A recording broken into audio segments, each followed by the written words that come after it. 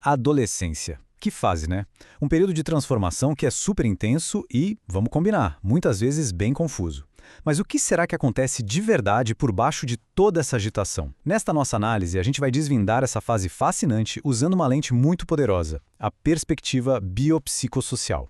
Para organizar as ideias, olha só o nosso roteiro. Primeiro, a gente vai entender o que é essa tal de perspectiva biopsicossocial. Depois, vamos mergulhar em cada um dos pilares, o biológico, o psicológico e o social.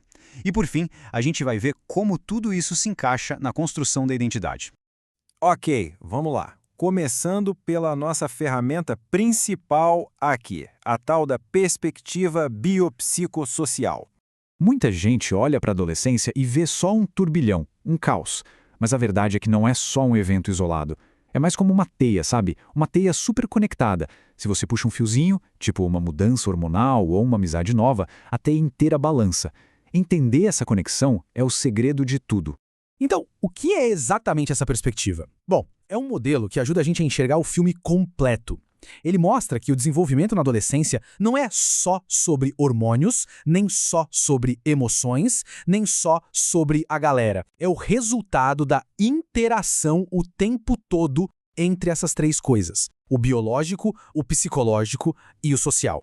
Nenhuma delas age sozinha, tá? Vamos então para o primeiro pilar para ver como isso funciona na prática. O pilar biológico, ou, como a gente pode chamar, a grande revolução física. O ponto aqui é a velocidade e o tamanho da mudança. Pensa só, desde que somos bebês, o corpo não passa por uma transformação tão rápida e tão profunda. É uma reforma geral, de dentro para fora. E o que move essa revolução toda?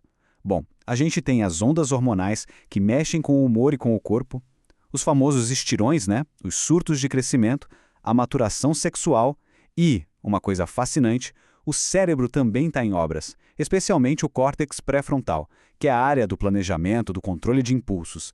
Isso já explica muita coisa, né? Mas é fundamental lembrar, esse pilar biológico é só uma peça do quebra-cabeça. Sozinho ele não conta a história inteira, como essa imagem deixa bem claro. Agora vamos para a segunda peça, o pilar psicológico, a mente que está ali, em plena evolução. Se por fora o corpo está mudando, por dentro a mente está explodindo. Começam a surgir novas formas de pensar que abrem um universo inteiro de possibilidades, de perguntas e, claro, de emoções que parecem que estão no volume máximo. E o que está mudando na prática? Bom, surge a capacidade de pensar de forma mais abstrata, de criar hipóteses. É o famoso IC, a autoconsciência aumenta, aquele olhar para dentro fica mais forte, as emoções ganham uma intensidade nova e com tudo isso vem aquela busca profunda por um sentido, por um propósito para a vida. Com o corpo e a mente em transformação, o palco onde tudo isso se desenrola também muda. Bem-vindos ao pilar social. O universo social do adolescente cresce e muito. Não é mais só a família. Agora, novos papéis, novas expectativas e principalmente novas relações virão o centro das atenções. O interessante de observar aqui é a mudança de equilíbrio. A influência dos amigos, dos colegas, se torna gigante. A relação com a família precisa ser redefinida, meio que renegociada. O adolescente começa a experimentar vários papéis sociais, o atleta, o artista, o rebelde, e fica muito mais ligado nas expectativas da cultura e da sociedade em volta. E agora, com as três peças na mão, a biológica, a psicológica e a social, a gente consegue finalmente ver como tudo se encaixa. É aqui que a mágica acontece. Isso tudo nos leva para a grande tarefa da adolescência. O objetivo principal, a construção da identidade. A síntese de tudo que a gente viu até agora. A própria imagem que inspirou nossa análise já dá a dica com essa frase. Presta atenção na palavra-chave, integração. Não são coisas separadas, elas se juntam. Então, o processo é mais ou menos assim. Primeiro, vem a integração física, aceitar e entender esse corpo novo. Depois, a integração cognitiva, usar aquelas novas habilidades de pensar para fazer a grande pergunta. Afinal, quem sou eu?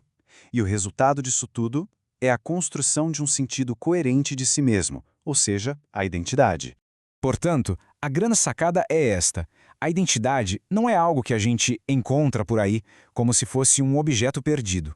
Ela é construída ativamente, tijolo por tijolo, a partir da união de todas essas experiências biológicas, psicológicas e sociais que a gente conversou. E isso deixa a gente com uma última reflexão. Se a identidade é uma construção que se baseia na integração de experiências, será que esse processo realmente tem um ponto final quando a adolescência acaba? Fica aí a pergunta para a gente pensar. Valeu por acompanhar essa jornada.